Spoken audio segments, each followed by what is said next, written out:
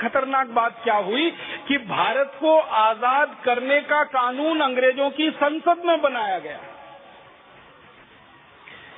आप कैसा विरोधाभास देखेंगे इसको, कैसी विडंबना देखेंगे इस भारत देश की कि भारत के आजाद होने का कानून अंग्रेजों की संसद के हाउस ऑफ कॉमन्स में बना और उसका नाम रखा गया the Indian independence act, Bharat की स्वतंत्रता का कानून। और इसी कानून के तहत भारत देश को दो टुकड़ों में बांटा गया, एक भारत दूसरा पाकिस्तान। इसी कानून के तहत ये हुआ सारा का सारा। और हमने वो कानून स्वीकार कर लिया जो ब्रिटेन की संसद से पारित हुआ। आप बोलेंगे क्या होना चाहिए था? होना तो ये चाहिए था कि भारत में सारे के सारे क्रांतिकारी एक स्वर से ये कहते कि अंग्रेज कौन होते हैं आजादी देने वाले, हम आजादी ले रहे हैं। और अंग्रेज कौन होते हैं? द इंडियन इंडिपेंडेंस एक्ट पारित करने वाले, क्योंकि वो तो अब कुछ नहीं है इस देश के। हम हमारी आजादी का कानून बनाएंगे और हम हमारी आजादी के लिए नए नियम लिखेंगे। हमको ये अंग्रेजी संसद से पारित किए हुए कानून के आधार पर आजादी नहीं चाहिए। क्यों? आज अंग्रेजी संसद ने कानून पारित किया 1946-47 में, कल अंग्रेजी संसद उसी कानून को वापस ले ले तो क्या स्थिति होगी? आप जानते हैं जो संसद कानून को पास करती है वही संसद वापस लेने का अधिकार भी रखती है। बस इतना ही है कि बहुमत चाहिए। तो बहुमत से अंग्रेजों की संसद ने इंडियन इंडिपेंडेंस एक्ट पारित कर दिया, जिसमें भारत और पाकिस्तान नाम के दो देश अलग हो गए। अगर किसी दिन बहुमत से वो इस कानून को वापस ले लें तब हमारी आजादी की स्थिति क्या होगी कानूनी रूप से? बड़े बड़े वकील इस पर मौन हैं, बड़े बड़े न्यायविद इस पर मौन है, बड़े बड़े भारत के नेता इस पर मौन है कि कल को द इंडियन इंडिपेंडेंस एक्ट को ब्रिटिश पार्लियामेंट वापस ले और रद्द करे तो हमारी हैसियत क्या होगी।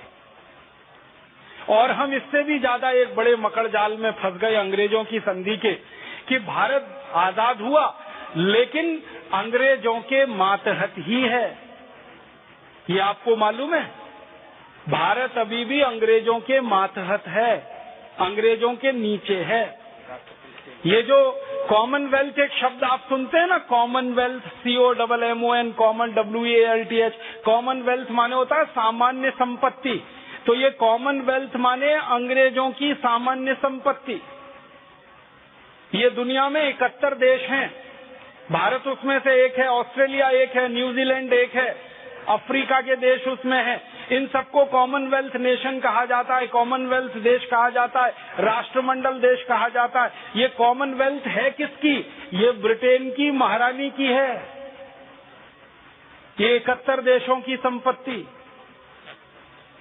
और हम कॉमनवेल्थ के मेंबर हैं। जबरदस्ती एक संधि हमसे कराई गई है और उस संधि के तहत हम इसमें जुड़े हैं कॉमनवेल्थ में। तो जिन अंग्रेजों ने 250 साल मारा, पीटा, लूटा, अत्याचार किया, हमारा अपमान किया, हमारी आजादी को छीना, हमारी इज्जत को खत्म किया, हमारे सम्मान को खत्म किया, उन्हीं अंग्रेजों के साथ मिलकर हम कॉमनवेल्थ में हैं। ये तर्क समझ में नहीं आता। ये तर्क वो है कि हमने संधि कर रखी है, उस संधि के तहत आज भी हम अंग्रेजों के ही मातहत हैं। और ये कॉमनवेल्थ जो है ये सब वही देश हैं जो ब्रिटिश कॉलोनीज हैं, अंग्रेजों के उपनिवेश हैं, जो गुलाम रह चुके हैं अंग्रेजों के। और इसलिए होता क्या है पता है? भारत सहित दुनिया के 71 देश जो कॉमनवेल्थ में शामिल हैं, इनमें से किसी भी देश में ब्रिटेन की महारानी जब यात्रा करती है तो उसको वीजा नहीं लेना पड़ता, क्योंकि वो अपने ही देश में जाती है। हमारे देश के राष्ट्रपति या हमारे देश के प्रधानमंत्री इन 71 देशों में से किसी भी देश की यात्रा करें तो उनको उस देश की सरकार से वीजा लेना पड़ता। भारत के राष्ट्रपति लंदन जाएं, भारत के प्रधानमंत्री लंदन जाएं, भारत का कोई भी मुख्यमंत्री लंदन जाए तो अंग्रेजों की सरकार से वीजा लेना पड़ता है। लेकिन लंदन की महारानी जब भारत में आती है तो भारत सरकार से उसको वीजा की जरूरत नहीं है, वो सीधे घुसी चली आती है। और अंग्रेजों की महारानी जब भारत में आती है तो उसको 21 तोपों की सलामी देनी पड़ती है, जैसे कि वो भारत की राष्ट्राध्यक्ष है। और हमारे देश की संसद में इस पर बहुत हंगामा हो चुका है। आप याद करिए, थोड़े वर्ष पहले ब्रिटेन की महारानी भारत आई थी, तो सवाल उठा कि उसको वीजा की जरूरत क्यों नहीं है। तो सरकार की तरफ से उत्तर आया कि ब्रिटेन की महारानी को वीजा नहीं लगता है। क्यों नहीं लगता है? क्योंकि भारत राष्ट्रमंडल देशों के समूह में शामिल है और राष्ट्रमंडल देश सब महारानी की संपत्ति माने जाते हैं, अभी भी ब्रिटिश कॉलोनीज माने जाते हैं। इसलिए महारानी अपने ही देश में आ रही है, इसलिए उसको वीजा नहीं चाहिए। तो पलट के ये कहा गया, तो भारत के राष्ट्रपति और प्रधानमंत्री को लंदन में जाने की वीजा की क्यों जरूरत होनी चाहिए? तो कहा यह गया कि भारत अपने देश में नहीं जा रहा है, माने राष्ट्रपति भारत के लंदन में जा रहे हैं तो वो विदेश में जा रहे हैं। वो लंदन भारत का देश नहीं है, लेकिन भारत लंदन का हिस्सा है, ब्रिटिश कॉलोनी है। तो लंदन की महारानी भारत आएगी तो वीजा नहीं लगेगा, लेकिन भारत का राष्ट्रपति लंदन जाएगा तो उसको तो वीजा लेना ही पड़ेगा, क्योंकि भारत के राष्ट्रपति के लिए लंदन विदेश है, लेकिन इंग्लैंड की महारानी के लिए भारत विदेश नहीं है।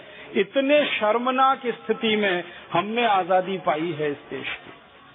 बहुत शर्म है, बहुत अफसोस है और बहुत बड़ी विडंबना है कि भारत की आजादी के लिए जहां 7,32,000 शहीदों ने आत्म बलिदान किया हो, अंग्रेजों के साथ सीधे संघर्ष किया हो, युद्ध किया हो, मारामारी की हो, और उन्हीं अंग्रेजों के साथ आजादी के समय हमने संधि की हो, और वो भी संधि इतने अपमानजनक शर्तों पर।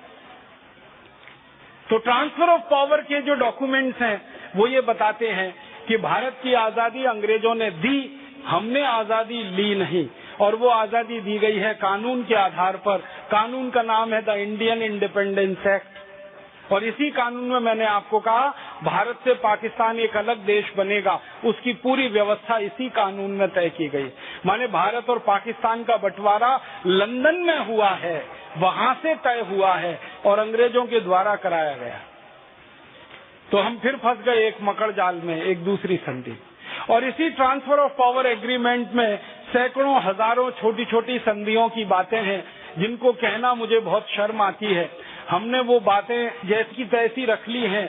जैसे मैं नाम के लिए उदाहरण दूं, भारत का नाम इंडिया रहेगा, ये अंग्रेजों ने तय किया, ट्रांसफर ऑफ पावर के डॉक्यूमेंट्स में हमने उसको स्वीकार कर लिया कि भारत का नाम तकनीकी रूप से, कानूनी रूप से इंडिया रहेगा, और सारी दुनिया में भारत का नाम इंडिया प्रचारित किया जाएगा और इंडिया बोला जाएगा, और सरकारी दस्तावेजों में इंडिया लिखा जाएगा। ये ट्रांसफर ऑफ पावर के डॉक्यूमेंट्स के आधार पर है, उस संधि के आधार पर।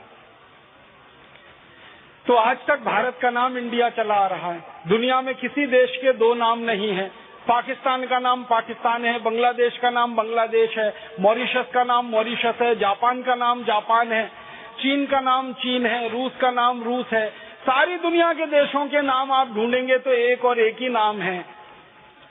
भारत के दो नाम हैं। हमारे आपके लिए भारत है, लेकिन दस्तावेजों के लिए वो इंडिया है, और इंडिया भारत के किसी भी दस्तावेज में दर्ज नहीं है। पुराने जो दस्तावेज हैं, न महाभारत में इंडिया है, न रामायण में इंडिया है, न हमारे वेदों में कहीं है, न उपनिषदों में कहीं है, न हमारे ब्राह्मण ग्रंथों में, शतपथ ब्राह्मण में कहीं नहीं है, सिवाय अंग्रेजों के लिखे हुए कानून की किताबों को छोड़कर इंडिया कहीं नहीं है। लेकिन चूंकि ट्रांसफर ऑफ पावर के एग्रीमेंट में ये शामिल है, इसलिए इंडिया नाम चिपक गया है भारत से, और सारी दुनिया भारत को इंडिया के नाम से जानती है। आपके मन में कई बार ये प्रश्न आता होगा कि आजादी के बाद भारत का नाम इंडिया क्यों होना चाहिए, और मुझे बहुत बार खुन्नस आती है इस बात को पढ़ते हुए। जब हम अपने संविधान को पढ़ते हैं तो संविधान की प्रस्तावना को जब आप पढ़ेंगे तो उसमें एक वाक्य लिखा हुआ है, इंडिया दैट इज भारत। क्यों होना चाहिए ये? भारत दैट इज इंडिया, ये तो ठीक है, और ये भी ठीक नहीं है, भारत दैट वॉज इंडिया, जो कभी इंडिया था वो अब भारत है, और वो भारत संविधान को आत्मार्पित कर रहा है, स्वीकार कर रहा है। ये लिखा जाता वहां तक तो ठीक है, लेकिन हमने लिख दिया इंडिया दैट इज भारत, माने इंडिया पहले है, भारत बाद में है। हमारे संविधान में ये लिखा हुआ, और संविधान में ये वाक्य लिखना पड़ा क्योंकि ट्रांसफर ऑफ पावर के एग्रीमेंट में ये है। इसी तरह से और 2-3 छोटी छोटी बातें बताऊं, इस संधि के चक्कर में हमने क्या नुकसान किया है। आप रेलवे स्टेशन में जाएं कभी भी, कोई भी गाड़ी में बैठने के लिए, तो आप अक्सर वहां देखेंगे कि एक बुक शॉप मिलेगी आपको। सभी रेलवे स्टेशन पर पुस्तकों की एक दुकान मिलेगी, उसका नाम है व्हीलर्स बुक शॉप। देखा है आपने? व्हीलर्स बुक शॉप सभी रेलवे स्टेशन पर। ये व्हीलर कौन था? एक अंग्रेज था, अत्याचारी था, सेना का अधिकारी था, जिसने भारत की हजारों माँ बहन बेटियों के साथ बलात्कार किए और करवाए, हजारों माँ बहन बेटियों की इज्जत लूटी और लुटवाई, और हमारे किसानों के ऊपर सबसे ज्यादा गोलीबार किया, सबसे ज्यादा लाठीचार्ज किया। ऐसा एक अंग्रेज था व्हीलर, जिसने कानपुर के नजदीक बिठूर में कत्लेआम मचाया और पूरे बिठूर को साफ करा दिया। व्हीलर और नील 2 अंग्रेज अधिकारी थे जिन्होंने बिठूर के 24,000 भारतीयों का कत्लेआम किया था। 3 महीने के छोटे बच्चे से लेकर 90 साल के बुजुर्ग तक सबको मार डाला था। ये वो अत्याचारी व्हीलर था जिसके नाम पर एक एजेंसी और कंपनी शुरू हुई थी इंग्लैंड में, और वो भारत में आई और उन्होंने ये बुक शॉप वगैरह खोली। अब आजादी मिल गई तो व्हीलर बुक शॉप तो खत्म होनी चाहिए थी, और बुक शॉप खत्म नहीं होनी चाहिए थी तो कम से कम नाम तो बदलना चाहिए था। उस अत्याचारी व्हीलर का नाम हम क्यों लेंगे आजादी के बाद?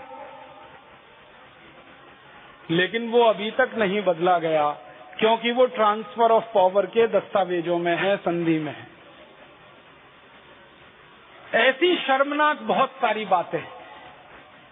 हमारे भारत देश में बहुत सारे ऐसे सड़क हैं, बहुत सारे ऐसे भवन हैं, जैसे लॉरेंस रोड है, केनिंग रोड है, विलिंगटन रोड है, एडमंड्स रोड है, फिर हमारे यहाँ कोई केनिंग भवन है, लॉरेंस भवन है, एडमंड्स भवन है, मेयो भवन है। ये सब अंग्रेजों के नाम पर जो सड़कें हैं, चौराहे हैं, भवन है, ये सब अभी आजादी के 63 साल के बाद भी क्यों है? कारण वही है, संधि में है, ट्रांसफर ऑफ पावर के एग्रीमेंट में है, इसलिए ये नाम अभी भी है। पूरी हमारी शिक्षा व्यवस्था, पूरी हमारी स्वास्थ्य चिकित्सा की व्यवस्था, पूरी न्याय व्यवस्था, कानून व्यवस्था, कृषि व्यवस्था, अर्थव्यवस्था सब अंग्रेजों के बनाए गए कानून पर चल रही है। क्यों? क्योंकि ट्रांसफर ऑफ पावर के दस्तावेजों में है, संधि में ये है। तो भारत की गुलामी जो अंग्रेजों के जमाने में थी, वो अंग्रेजों के जाने के बाद भी जस की तस है, क्योंकि हमने संधियां कर रखी हैं और उन संधियों के मकड़जाल में पूरे देश को फंसा रखा है। तो बहुत दुख होता है अपने देश के बारे में ये बात कहते हुए कि आजादी के पहले हम संधियों के मकड़जाल में फंसकर गुलाम हुए, आजादी के बाद भी ये संधियों का मकड़जाल हमने काट के नहीं फेंका, इसको और ज्यादा ताकत से पूरे भारत पर लागू करा दिया या उड़ेल लिया, और हम फिर से उन्हीं संधियों में फंस गए जिन संधियों में कभी अंग्रेजों ने हमको फंसाया था। हमने तो कई ऐसी शर्मनाक संधियां कर रखी हैं, आपको बहुत खराब लगेगा ये जानकर। अगर हमारी किसी अदालत में कोई ऐसा मुकदमा आ जाए जिस मुकदमे का फैसला करने के लिए कोई कानून ना हो देश में, हमारे हाई कोर्ट में या हमारे सुप्रीम कोर्ट में कोई ऐसा मुकदमा आ जाए जिसको फैसला देने के लिए कानून ना हो पूरे देश में, और जिसको फैसला देने के लिए संविधान में कोई जानकारी ना दी गई हो, तो साफ साफ संधि में लिखा गया है कि वो सारे मुकदमों का फैसला अंग्रेजों की न्याय पद्धति के आदर्शों के आधार पर ही होगा। भारतीय न्याय पद्धति का आदर्श उसमें लागू नहीं होगा। कितना शर्मनाक है। अगर हमारी अदालत के पास कोई कानून ना हो फैसला देने के लिए, और हमारे संविधान में कोई बात ना कही गई हो उस संदर्भ में, तो हमको अंग्रेजों का अनुसरण अभी भी करना पड़ता है अदालतों में। इतनी गुलामी अभी तक इस देश में है।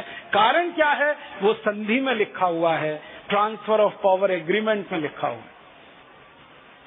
ऐसी बहुत सारी बातें हैं, हजारों बातें। कभी समय आएगा तो और ज्यादा विस्तार से कहूंगा।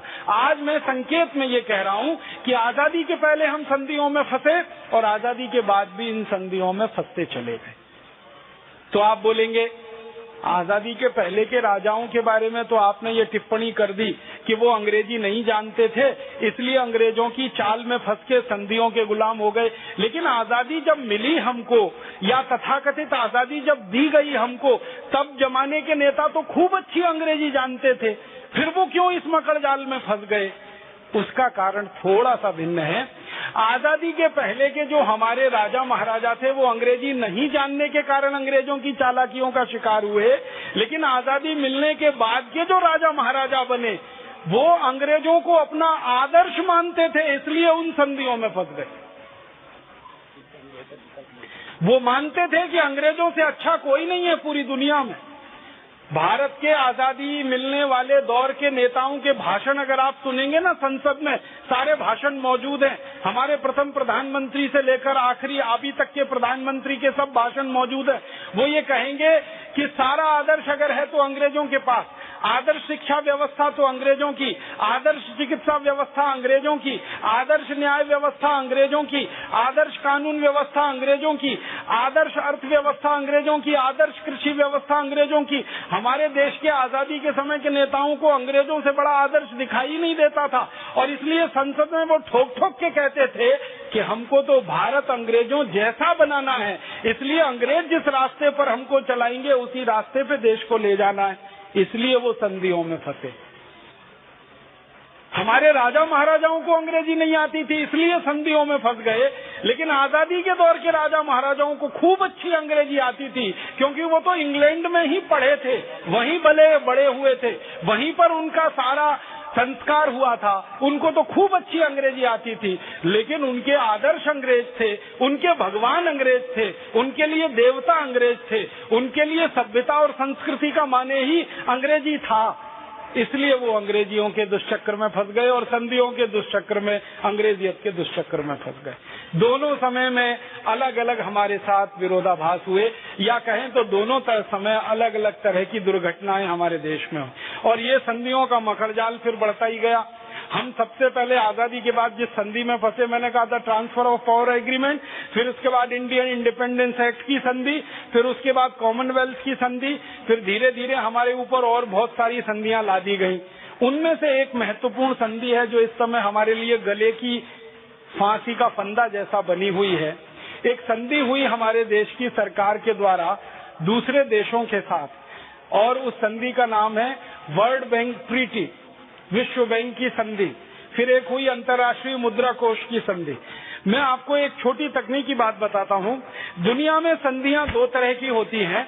एक तो द्विपक्षीय संधि होती है जिनमें दो पक्ष होते हैं, एक भारत एक इंग्लैंड, एक भारत एक फ्रांस, एक भारत एक जर्मनी, एक भारत एक रूस। ये सब द्विपक्षीय संधि है जिनमें दो देश आपस में मिलकर समझौता करते हैं।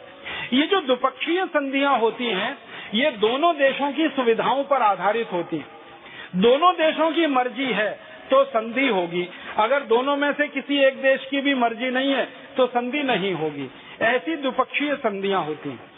लेकिन कुछ संधियां ऐसी होती हैं जो बहुपक्षीय होती है, जिनमें एक देश के साथ समझौता नहीं होता, कई देशों के साथ मिलकर समझौता होता है।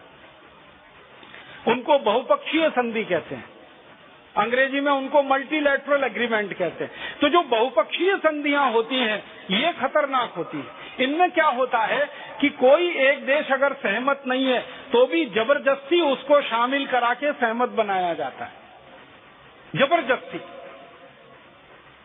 तो बहुपक्षीय संधियां बहुत खतरनाक होती हैं। और इसमें जैसे हमारी मर्जी नहीं है संधि में शामिल होने की, फिर कई देश इकट्ठे होकर हमें मार पीट के उस संधि में लेके जाएंगे, शामिल कराएंगे।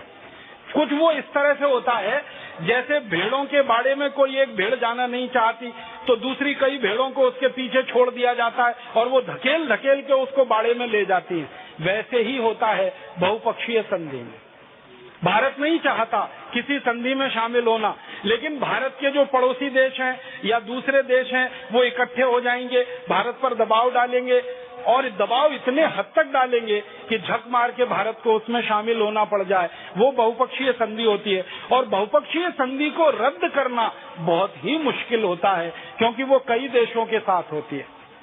द्विपक्षीय संधि को आप करें और रद्द कर दें वो आसान होता है। आज आपने संधि की, थोड़े दिन में आपको लगे कि आप उससे सहमत नहीं है या वो आपके लिए अनुकूल नहीं है, आप रद्द कर दीजिए। लेकिन बहुपक्षीय संधि में एक बार आप घुस गए तो इसमें से बाहर निकलना और इसको रद्द करना बड़ा मुश्किल होता है और जिंदगी भर के लिए वो क्लेश हो जाता है। तो ऐसी एक संधि हमारे देश ने कर ली सन 1947 में आजादी मिलने के लगभग 6 महीने के बाद ये संधि हुई 27 दिसंबर 1947 को, और ये संधि हुई विश्व बैंक संधि और अंतर्राष्ट्रीय मुद्रा कोष संधि, ये 2 संस्थाओं की संधि हुई, जिसमें 44 देशों ने भारत के ऊपर दबाव डाला और भारत को जबरदस्ती इन दोनों संधियों में शामिल करा दिया।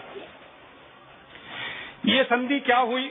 विश्व बैंक नाम की एक संस्था बनी अमेरिका की निगरानी में, और अंतर्राष्ट्रीय मुद्रा कोष नाम की एक संस्था बनी अमेरिका की निगरानी में।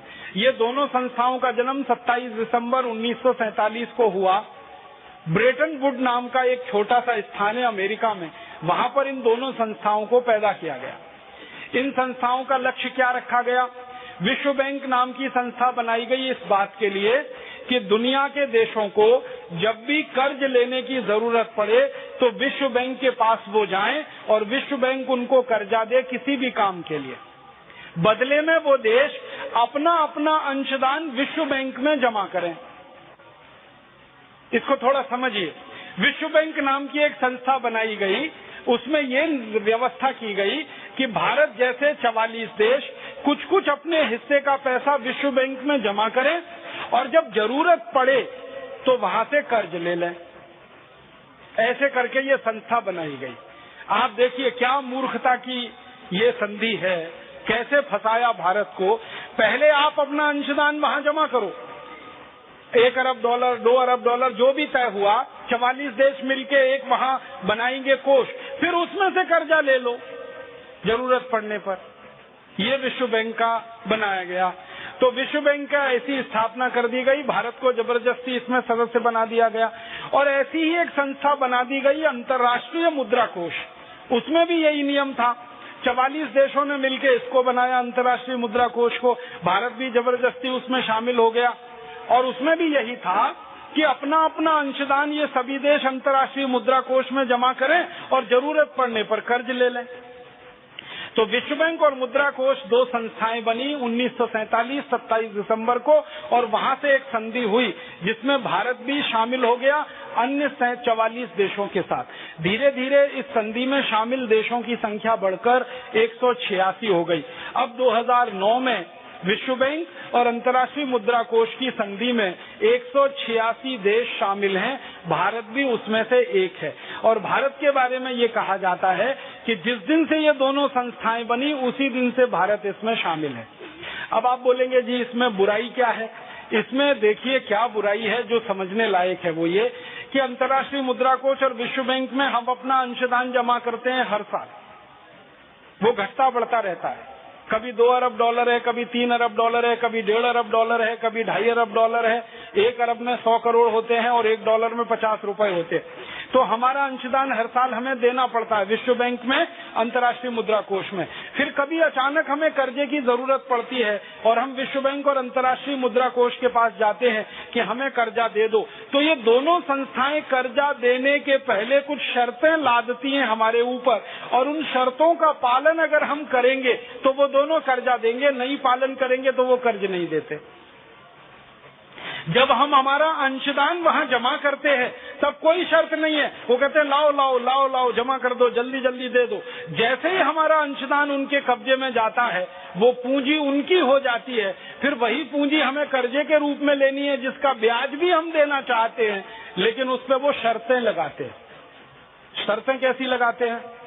सबसे खराब, सबसे ज्यादा अपमानजनक। उदाहरण के लिए बताऊं, हमारी भारत सरकार ने 27 दिसंबर 1947 को अंतर्राष्ट्रीय मुद्रा कोष में अपना अंशदान दिया, जबकि भारत के पास पैसे नहीं थे। मुद्रा कोष को दान दिया, फिर उसके बाद इनको भी दिया विश्व बैंक को, जबकि पैसे नहीं थे। दूसरों से उधार लेकर हमने हमारा अंशदान जमा कराया, फिर 1948 में जमा कराया, फिर 49 में जमा कराया, फिर 50 में जमा कराया, फिर 51 में जमा किया, फिर 52 में भी जमा किया। 1952 में हमारी सरकार को कर्जे की जरूरत पड़ गई, क्योंकि हमारी सरकार ने एक पंचवार्षिक योजना बनाई, पहली बार बनाई, उसमें पूंजी की जरूरत थी। तो हमारी सरकार ने विश्व बैंक से कहा कि हम 1947 से हमारा अंशदान जमा कर रहे हैं और अब तक हमारा अंशदान कुछ $6-7 अरब का हो चुका है, लिहाजा हम इतना कर्ज लेने के अधिकारी हैं। तो हमको ये कर्ज दे दिया जाए। तो विश्व बैंक ने कहा कर्जा तो देंगे, लेकिन हमारी शर्तें मान लो आप, तब हम आपको कर्ज देंगे। तो वो कर्ज तो देते हैं, लेकिन कंडीशन लगाते हैं, शर्त लगाते हैं। और वो शर्त क्या होती है? 1952 में भारत सरकार के ऊपर विश्व बैंक और मुद्रा कोष ने सबसे पहली शर्त लगाई कि भारत अपने रुपए की कीमत को गिराए, अवमूल्यन करे, डिवैल्यूएशन करे रुपए का। और 1952 के पहले स्थिति ये थी कि भारत का रुपया अमेरिका के डॉलर के बराबर था, लेकिन विश्व बैंक मुद्रा कोष में जब हम कर्ज मांगने गए तो उन्होंने शर्त लगाई कि रुपए की कीमत गिराओ। तो भारत सरकार ने पहली ही बार में डॉलर की तुलना में रुपए की कीमत 30% घटा दी।